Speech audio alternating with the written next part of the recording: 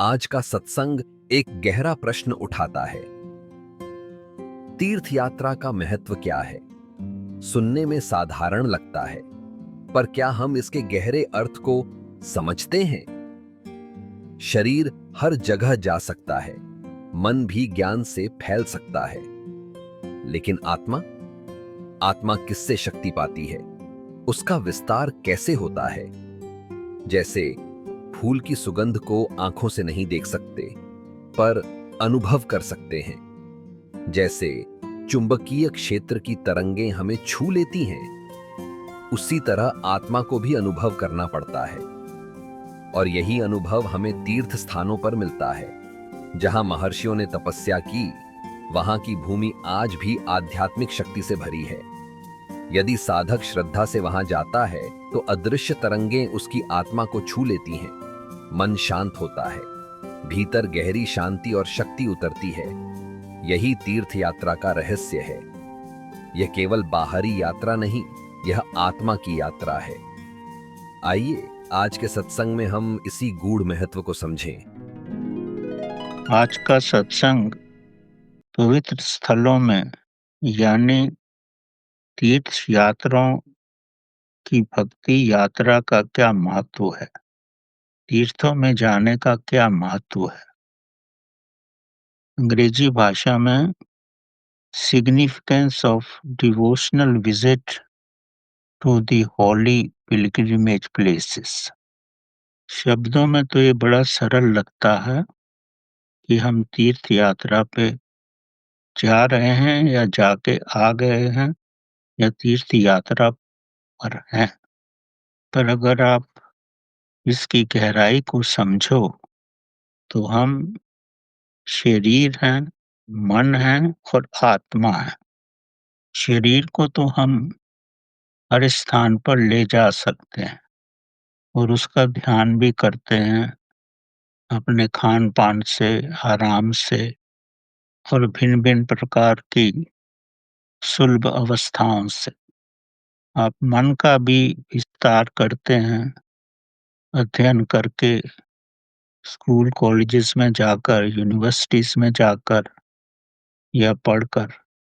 पर आपके भीतर जो आत्मा है, उसका आप क्या ध्यान करते हैं? उसका कैसे विस्तार करते हैं? उसको शक्ति कहाँ से मिलती है? इसके बारे में आपने कभी विचार नहीं किया है। आत्मा हमारे शरीर की सबसे भीतरी अवस्था है। ये हमारा सबसे आंतरिक शरीर है। इसको भोजन की आवश्यकता नहीं है, इसको बाह्य ज्ञान की आवश्यकता नहीं है। हमारी आत्मा को आत्मिक ज्ञान की आवश्यकता है। जैसे हम फूल की खुशबू को नहीं देख सकते, उसका अनुभव कर सकते हैं। चुंबकीय अवस्था को नहीं देख सकते, इलेक्ट्रिक फील्ड को नहीं देख सकते, केवल यंत्रों से उसका अनुभव कर सकते हैं। इसी तरह आत्मा का भी अनुभव किया जाता है और आत्मा को जो शक्ति मिलती है, वो भी अदृश्य मार्गों से ही मिलती है। हमारे जितने भी पवित्र स्थल हैं, उन स्थलों में महर्षियों ने वर्षों तक तपस्या की है। वहाँ पर प्रभु का कीर्तन या प्रभु स्मरण चलता रहता। वो सैकड़ों वर्षों से चलता रहा है और अब भी चल रहा है। इन्हीं सब कारणों से वहाँ के कंपनों में एक चुंबकीय शक्ति आ जाती है। वो अनंत नाद वहाँ गूंजता रहता है। अगर आपने साधना से अपनी आत्मा को थोड़ा भी विकसित किया है, आपकी आत्मा का रिसीवर थोड़ा भी संवेदनशील है, तभी आप तीर्थ स्थानों पर जाकर उस चुंबकीय क्षेत्र का अनुभव कर सकते हो और वहाँ पे जो भी विद्युत और चुंबकीय तरंगें हैं, वो आपकी आत्मा को प्रभावित करेंगी और जैसे वो स्थान विद्युतमय हो गए हैं या उनमें चुंबक का गहरा प्रभाव हो गया है, अगर उस स्थान पर आप शांत होकर स्वयं के साथ बिना विचारों के शांति से थोड़ा भी समय गुज़ारोगे, तो वो चुंबकीय शक्तियाँ, वो विद्युत शक्तियाँ आपके अंदर प्रवेश करेंगी। आपके रिसीवर को ज़्यादा कंपित करेंगी और आपको शांति का अनुभव होगा। अगर आप पर्यटक के रूप में इन स्थानों पर जा रहे हैं, तो इसका आपको कोई भी लाभ नहीं होगा। अगर आप श्रद्धा भक्ति से जाते हैं और आपने अपने निवास स्थान पर कई सालों से प्रभु की साधना की है, तभी आपके अंदर आत्मा की कली का विकास हो जाता है। जब कली का विकास हो जाता है, तो आपका रिसीवर काफ़ी प्रभावशाली होता है और उस प्रभाव से ही अगर आप धर्म स्थानों पर जाते हो, तो वो कंपन आप ग्रहण करते हो और उसका आपको आभास भी होता है और उसके बाद जब आप घर आ जाते हो, तो काफ़ी समय तक उसका आभास रहता है और जब भी आप घर में ध्यान की अवस्था में बैठते हो, तो वो आभास धीरे-धीरे विकसित हो सकता है। ये सूक्ष्म शक्तियाँ केवल ऐसे ही धर्म स्थानों पर होती हैं, जहाँ पर प्रभु भक्ति होती है, प्रभु का कीर्तन होता है और या वो स्थान इतने पुराने होते हैं, जहाँ पर कभी ऋषियों ने आकर तपस्या की थी या प्राचीन काल में वहाँ प्रभु का आगमन हुआ था। तो वो वाइब्रेशंस, वो तरंगें वहाँ विद्यमान रहती हैं। अगर आप ऐसे स्थानों के भीतर स्थल पर भी ना जा सकें, क्योंकि आजकल हर जगह बहुत ही ज़्यादा भीड़ रहती है, पर अगर उसके आस-पास भी आप हों और आपके अंदर तीव्र भावना हो, तो आप इन तरंगों को अपने अंदर समा सकते हैं। पाश्चात्य जगत में भी दार्शनिकों ने इसका आभास किया था, आज से 3-4 हज़ार साल पहले भी और अब भी कर रहे हैं कि चुंबकीय क्षेत्र बड़ा ही प्रभावशाली होता है, जहाँ पर इस तरह के संत महात्मा जाते हैं और उस व्यक्ति को ये ज़्यादा प्रभावित करते हैं, जो बड़े ही संवेदनशील होते हैं। यहाँ पर उनको अनंतनाद की ध्वनि बड़े स्पष्ट रूप से आभास होती है।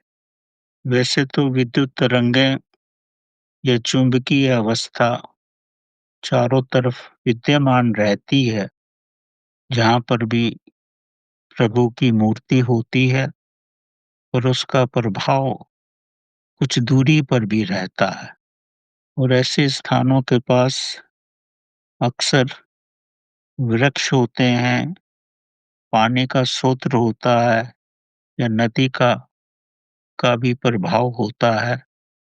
तो वहाँ के पानी में, वहाँ के वृक्षों में, वहाँ के स्तूपों में अगर आप शांत भावना से अपना थोड़ा समय भी वहाँ गुज़ारो, आपको अपने भीतर शक्ति का आभास होने लगता। अगर आप केदारनाथ या बद्रीनाथ जाओ, बद्रीनाथ में तो जो प्रभु की मूर्ति है, वो भी शंकराचार्य ने पानी से निकाल कर ही वहाँ स्थापित की है। तो आप समझ सकते हो वो मूर्ति कितनी पुरानी होगी और उनमें उसमें कितनी विद्युत शक्ति या चुंबकीय शक्ति होगी। अगर उस मूर्ति के सामने आप थोड़ी देर भी श्रद्धा से खड़े भी हो जाओगे, तो उसका बड़ा गहरा असर आप पे होगा। अगर आप केवल टूरिस्ट भावना से ही आए हो, तो इसका आभास आपको बिल्कुल भी नहीं होगा। केदारनाथ में तो शंकराचार्य की समाधि भी है और वहाँ के कंपन इतने तीव्र हैं, अगर कुछ दूरी पर भी आप खड़े हैं, तो उसका आभास आपको होगा। अगर आपने अपने निवास स्थान पर अपने स्पाइनल कॉर्ड में विद्युत धारा का अनुभव किया है, तो जैसे ही आप वहाँ पर थोड़ी देर भी खड़े हो जाओगे, तो बड़ी तीव्र विद्युत धारा आपके स्पाइनल कॉर्ड में चलने लगेगी। ये मेरा स्वयं का भी अनुभव है। वहाँ के वृक्षों में भी बड़ा तीव्र कंपन है। वहाँ अगर थोड़ी देर भी आप साधना की भावना से बैठोगे, तो आपको बड़ा ही गहरा अनुभव होगा। इसी तरह रामेश्वरम में, सोमनाथ में, तिरुपति भगवान के मंदिर में, कहीं भी आप चले जाओ, जो कि पुरातन मंदिर हैं, आपको बड़ा ही गहरा अनुभव होगा। स्वर्ण मंदिर में तो पिछले 300 साल से रात-दिन शब्द गायन होता है, कीर्तन होता है, तो वहाँ बैठकर तो कुछ ही क्षणों में आपका गहरा ध्यान लग जाता है। अगर आप वहाँ ना भी बैठ सको, तो आस-पास भी कहीं भी बैठो, तो उसका प्रभाव आपको पूर्ण रूप से आकर्षित करता है। इसी तरह हेमकुंड में गुरु गोबिंद सिंह जी ने वहाँ देवी की साधना की थी कई वर्षों तक। अगर हेमकुंड का भी आप सफ़र करो और वहाँ के तल में स्नान करो, तो आपको बड़ी गहरी अनुभूति होती है। शब्दों में सब कहना बड़ा कठिन है।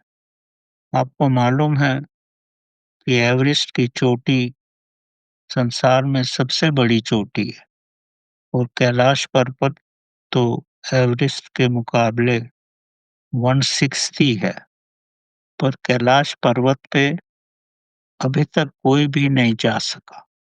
वहाँ पर इतना गहरा चुंबकीय स्रोत है कि उस पहाड़ को आप चढ़ ही नहीं सकते।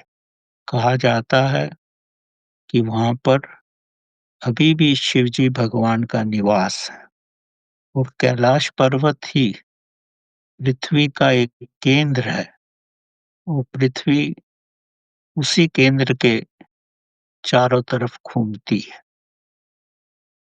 कैलाश पर्वत की बहुत बड़ी महानता है। अगर आप कैलाश पर्वत के नीचे भी होंगे, तभी भी आपको चुंबकीय तरंगों का आभास होगा। वहीं से कुछ दूरी पर मानसरोवर है। मानसरोवर का जल बड़ा ही पवित्र है।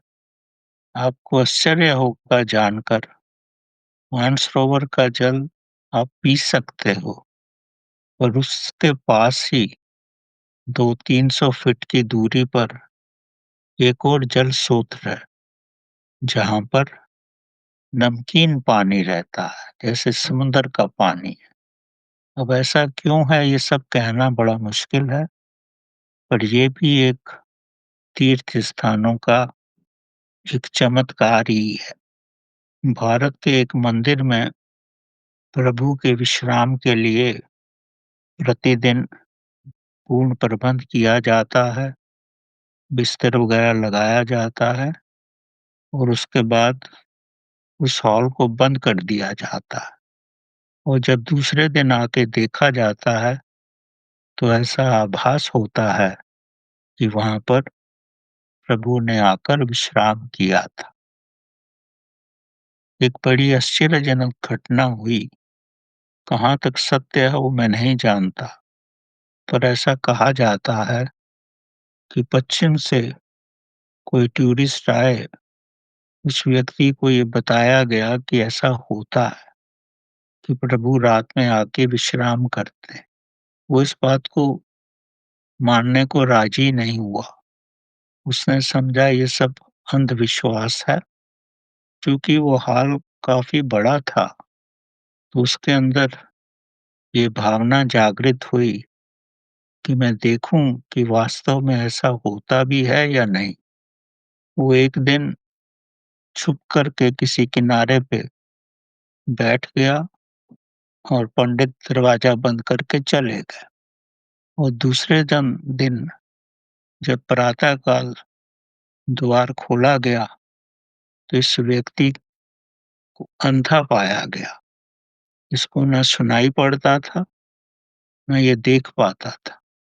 तो इससे प्रत्यक्ष हो जाता है कि रात में महाशक्ति का उस स्थान पर प्रत्यक्ष पदार्पण हुआ और उस महाशक्ति से इसने अपने नेत्र खो दिए और अपने सुनने की शक्ति भी खो दी। कहा जाता है ये अभी भी वहाँ बड़ी गंभीर अवस्था में मंदिर के बाहर ही रहता। पानी में आध्यात्मिक शक्ति का प्रवेश बड़ी सरलता से हो जाता है। गंगा का पानी जिस स्रोत से निकलता है, वहाँ पर कितनी महान चुंबकीय शक्ति है, ये कहना नामुमकिन है। तभी गंगा के पानी में कभी भी जर्म्स नहीं आते और वर्षों तक वो पानी खराब भी नहीं होता। और कई वर्षों तक व्यक्ति घर में भी उस पानी को रखते हैं और मृत्यु के समय व्यक्ति के मुँह में डाला जाता है। अब उसके पीछे क्या रहस्य है, आज तक कोई नहीं जान। इस गंगा के पानी में व्यक्तियों की हड्डियाँ भी गल जाती हैं और जिन व्यक्तियों को चर्म रोग होता है, वो कई घंटों तक यहाँ बैठे रहते हैं और उनका चर्म रोग समाप्त हो जाता है। गंगा के पानी की महत्ता के संबंध में वैज्ञानिकों ने बहुत खोज की, पर किसी भी निष्कर्ष पे अभी तक नहीं पहुँच पाए। पुरी के जगन्नाथ भगवान के मंदिर में जो मंदिर का झंडा है, पवन का कितना भी वेग हो, कोई भी दिशा हो, वो झंडा एक ही डायरेक्शन में रहता है। अब इसका क्या रहस्य है, इसकी भी अनुभूति किसी को भी नहीं है। वहाँ कई बर्तनों में खाना पकाया जाता है, एक के ऊपर एक बर्तन रख के, और ये भी बड़ा रहस्यमय है। इस सब बर्तनों में एक ही साथ, एक ही रूप में पका हुआ खाना निकलता है और अत्यंत स्वादिष्ट होता है और हर यात्री को जो भी वहाँ आते हैं, सबको प्रसाद रूप में दिया जाता है। और ये भी कहा जाता है कि हर 2 साल के बाद जो काठ की मूर्ति है बलराम और सुभद्रा की, उसमें उनकी आत्मा भी विद्यमान है। बद्रीनाथ और केदारनाथ मंदिरों में जब वो 6 महीने के लिए बंद किए जाते हैं, तो उनमें हल्का-सा प्रकाश जलाया जाता है और जब 6 महीने के बाद उनको खोला जाता है, तो प्रकाश का रूप वही रहता है, जैसा कि 6 महीने पहले छोड़ के गए थे। मध्य प्रदेश में एक मंदिर है, वहाँ पे जो प्रभु की मूर्ति है, वो हर वर्ष थोड़ी-थोड़ी बढ़ती रहती है। पहले वो 1 फुट की थी, अब लगभग 3 फुट की हो गई। अब इसका क्या रहस्य है, ये कहना नामुमकिन है। ये सब आध्यात्मिक शक्ति की में जो चुंबकीय और विद्युत शक्तियाँ हैं या प्रभु की अपने ब्रह्म की जो शक्तियाँ हैं, उसी के कारण ये सब होता है। मध्य प्रदेश में भी शिवजी भगवान का एक बड़ा शिवलिंग है, उसका भी धीरे-धीरे विकास होता रहता है और कई सालों के बाद उसकी छत भी ऊपर की जाती है, ताकि वर्षा के पानी से शिवलिंग को नुकसान ना हो। आपको जानकर ये बड़ा आश्चर्य होगा, जब मृत व्यक्ति के शरीर में कपाल क्रिया की जाती है, तो उस कपाल से विद्युत तरंगें और चुंबकीय तरंगें निकलती हैं और इसीलिए कहा जाता है कि शमशान घाट में से वापस आने पर हर व्यक्ति को स्नान करना बहुत आवश्यक है, ताकि किसी प्रकार का ध्रुव प्रभाव उसके शरीर पे ना पड़ सके। काशी जो है संसार का सबसे पुरातन धार्मिक शहर है और कहा जाता है जो भी काशी में अपना प्राण त्यागता है उसको मोक्ष मिलता है। ये सब कहाँ तक सत्य है ये सब कहना मुश्किल है, पर ऐसा मान्यता है। अगर आप धर्म स्थलों पे ना भी जा सकें, तो भी अगर अपने भीतर आप धीरे-धीरे चेतना का विकास करते हैं और जब आपके अंदर चेतना का विकास हो जाता है, आप इसका आभास कर लेते हो, तब अगर आप धर्म स्थलों की यात्रा करो, तो आपको बड़ा प्रत्यक्ष प्रमाण मिलेगा कि धर्म स्थलों में कितनी महाशक्ति है। आपको ये भी ज्ञात होगा कि अगर एक दिन के लिए भी आप धर्म स्थल पे जाते हो, तो कभी-कभी आपको कई दिन तक वहाँ रहना पड़ जाता है। ये प्रभु का अपना ही चुंबकीय आकर्षण है। ये तब होता है जब आपके अंदर आध्यात्मिक शक्ति का विकास हो चुका है। तो प्रभु आपको किसी न किसी रूप में ज़्यादा शक्ति देने का प्रयत्न करता है। जैसे अगर एक चील के ऊपर एक कौवा आके बैठ जाए, तो चील कौवे को कुछ नहीं बोलती, उसको हटाने का प्रयत्न भी नहीं करती। चील उड़ जाती है और जैसे ही चील ऊपर उड़ती है आकाश में, क्योंकि कौवा तो ज़्यादा ऊपर नहीं उड़ सकता, ऊपर जाकर उसको ऑक्सीजन का अभाव हो जाता है और वो स्वयं ही गिर जाता है। तो कहने का मकसद ये है, अगर आपके अंदर जितनी भी कामनाएँ हैं, काम, क्रोध, लोभ, मोह की, अगर आप कुछ भी ना कर सको, तो ध्यान की गहरी साधना में जाओ, तो ये सब वृत्तियाँ कौवे की तरह आपको स्वयं ही छोड़ के चली जाएँगी। सूफियों की एक बड़ी महान गाथा है, इसको सुमुर्ग की यात्रा कहा जाता है। एक पक्षियों के राजा ने, मतलब जो पक्षी था, उसने बहुत सारे पक्षियों को एकत्र किया और संबोधित करते हुए कहा, आप कई वर्षों से दाना जमा करते हो, खाते हो, अपना परिवार चलाते हो और फिर संसार छोड़ देते हो। आप उस महाशक्ति को नहीं पाना चाहते, जिस वजह से आपका जन्म हुआ है, ताकि आप पक्षियों से मनुष्य योनि में आ सको। तो कथा कहती है कि 90% पक्षी तो ये सब बातें सुन के ही उड़ गए। उनको इन सब में कोई रुचि ही नहीं रही। मुश्किल से 30 पक्षी वहाँ रुके, जिसमें भिन्न-भिन्न प्रकार के पक्षी थे। उसमें चील था, मोर थे, भिन्न-भिन्न प्रकार की चिड़िया थी। उनके मन में ये इच्छा प्राप्त पैदा हुई कि वो मनुष्य जन्म लें और प्रभु को पा सकें। पर पक्षियों के राजा ने उनसे बोला ये बड़ी कठिन यात्रा है। अगर आप में श्रद्धा और भक्ति है और प्रभु को समर्पण कर सकते हो, तभी इस यात्रा पे चलो। तो अंत में 30 पक्षी राजी हो गए। उस कठिन यात्रा में आकाश की गहराई में और बड़ी ऊंचाई पर ये पक्षी उड़े। पहले आकाश में उड़े, उसके बाद उसी उड़ान में आगे जाकर उनको अत्यंत सर्दी का भी सामना करना पड़ा।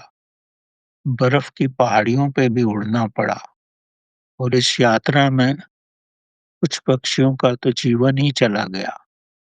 और उसके बाद जो पक्षी जो बच गए थे, फिर उनको विश्राम मिला और एक झरने के किनारे पक्षियों ने विश्राम किया। विश्राम के बाद पक्षी फिर उड़े। अब उनको ऐसे उड़ना पड़ा कि वहाँ पर वायु ही नहीं थी। जब वायु नहीं थी तो उनको पंखों की भी आवश्यकता नहीं पड़ी और कुछ पक्षियों के तो पंख भी गिर गए। बिना वायु के शून्य ब्रह्मांड में जब उन्होंने यात्रा की और उसके बाद ऐसे स्थान पर पहुँचे, और वो बिना पंख के हो गए थे, क्योंकि उनकी यात्रा बिना वायु के ब्रह्मांड में हुई। और उसके बाद जब विश्राम स्थल पर पहुँचे, तो उनके अंदर दैविक ज्ञान आ गया। जितने भी पक्षी बचे थे, वो सब महाज्ञानी हो गए और बड़े ही भाईचारे से रहने लगे, जैसे कि वो सब एक ही हैं। बिना पंख के यात्रा करते हुए जब उसके अगले स्थान पे उनको जाना था, तो कुछ पंछी बिना पंख के यात्रा नहीं कर सके और रास्ते में ही समाप्त हो गए।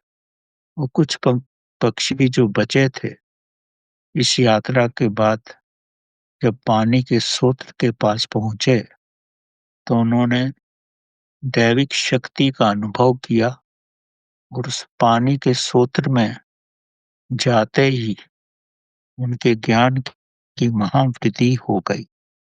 और उसके बाद कुछ ही पक्षी बचे थे। कुछ उड़ने के बाद जब दूसरे पानी के स्रोत में पहुँचे, तो उनको ऐसा आभास हुआ कि वो अब स्वयं की चेतना को वहाँ छोड़ दें, क्योंकि चेतना को छोड़ेंगे ही तो ही महाचेतना से उनका मिलन होगा। कुछ पक्षी तो घमंडवश अपनी चेतना को नहीं छोड़ सके और 3-4 पक्षी ही बचे थे, जिन्होंने अपनी चेतना को भी पूर्ण रूप से त्याग दिया। तो जैसे ही अगले स्रोत पे पहुँचे, तो उनको ऐसा आभास हुआ कि हम तो प्रभु चेतना में मिल गए हैं, हम सब एक ही हैं। उन 3 पक्षियों को ऐसा लगा कि जैसे हम एक ही स्रोत से पैदा हुए हैं, हम में, इन वृक्षों में और जितने भी संसार के प्राणी हैं, किसी में भी कुछ अंतर नहीं है। हमारी आत्मा और संसार के प्राणी मात्र की आत्मा एक ही है। उनको महानतम ज्ञान की प्राप्ति हुई, वो मुक्त हो गए, वो आत्मा के रूप में आ गए और उनका इतना विकास हो गया कि वो मनुष्य श्रेणी में भी जन्म ले सकते हैं, पक्षियों की श्रेणी में भी जन्म ले सकते हैं, वो देवताओं की श्रेणी में भी, क्योंकि वो सब मुक्त आत्माएँ हो गई। तो इस कथा का मकसद जो सूफियों ने अपने साधकों को बताया कि मनुष्य का जीवन भी वैसा ही है। आध्यात्मिक यात्रा आकाश में उड़ने की यात्रा है। अगर आप में श्रद्धा भक्ति है, तो ही इस रास्ते पे चलो। रास्ते में बर्फ के पहाड़ भी आएँगे, और ऐसी अवस्था भी आएगी जहाँ वायु भी नहीं रहेगी, बिना वायु के भी रहना पड़ेगा। जब बिना वायु के रहोगे, मतलब बिना श्वासों के रहोगे, तो ही ज्ञान की प्राप्ति होगी। और जब ज्ञान की प्राप्ति होगी, तब आप मानसरोवर में पहुँच जाओगे और मानसरोवर में आकर आपको अपना सारा ज्ञान वहाँ पर त्यागना पड़ेगा। आपको स्वयं की चेतना को भी त्यागना पड़ेगा। जब आपका ज्ञान भी चला गया, स्वयं की चेतना भी चली गई, तो उसके बाद ही आप महाचेतना में विलीन हो सकते हैं। मकसद पहले आपको ज्ञान आएगा, फिर ज्ञान को भी त्यागना पड़ेगा। और जिस चेतना में ज्ञान आया है, वो चेतना भी स्वयं ही आपको छोड़ के चली जाएगी। तब आप परमात्मा का रूप हो जाओगे। कुछ तभी आपको पूर्ण ब्रह्मांड का ज्ञान होगा। वही महाचेतना का ज्ञान है। तो सूफियों ने ये कथा इस प्रकार से स्पष्ट किया है कि प्रभु की यात्रा इतनी सरल नहीं है। वो आकाश रूपी तीर्थों पे जाने के बराबर है और ऐसे-ऐसे तीर्थों पे जाना है जहाँ बर्फ है, जैसे केदारनाथ, बद्रीनाथ और इससे भी ऊँचे। और उससे ऊपर जाके बिना वायु के स्थान पे भी सफ़र करना पड़ेगा। उसके बाद ही आपको शुद्ध जल मिलेगा।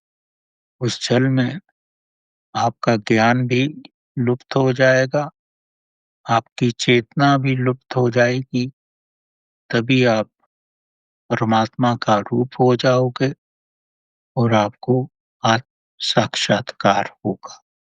तो ये सब आप स्वयं अपने घर में रहकर सुचारू रूप से जीवन यापन करते हुए प्रभु भक्ति में श्रद्धा के साथ महान ध्यान की गहराई में जा सकते हो। और जैसे ही इस गहराई में आप जाओगे, तब उस महान गहराई में आपकी सब वृत्तियाँ भी समाप्त हो जाएँगी, आपको पूर्ण ज्ञान होगा, आपकी आत्मा भी उसमें विलीन हो जाएगी, तब आप शून्यतम अवस्था में आ जाओगे। वो पाताल की भी शून्यता हो सकती है, ब्रह्मांड की भी शून्यता हो सकती है और शून्यता ही दैविक निवास है, शून्यता ही हर कण-कण में है, हर अणु में है और शून्यता ही प्रभु का रूप है। जब उस गहनतम शून्यता में आप आ जाओगे, तब आप और प्रभु में कुछ भी अंतर नहीं रहेगा। आप प्रभु का रूप हो जाओगे और आपको प्रभु का साक्षात्कार हो जाएगा।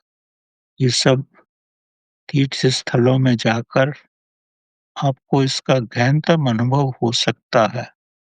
तीर्थ स्थल वास्तव में तो आपके भीतर ही है। आपके सहस्त्र दल कमल में ही तीर्थ स्थान है। अगर उसमें आप अपना निवास कर लो, तो वही महानतम तीर्थ है और वहीं से आपको सब मिल जाएगा। वही सूक्ष्म अवस्था है, वही महानतम अवस्था है, जिसमें आप लीन हो सकते हो और परमात्मा के साथ एक हो सकते हो। धन्यवाद।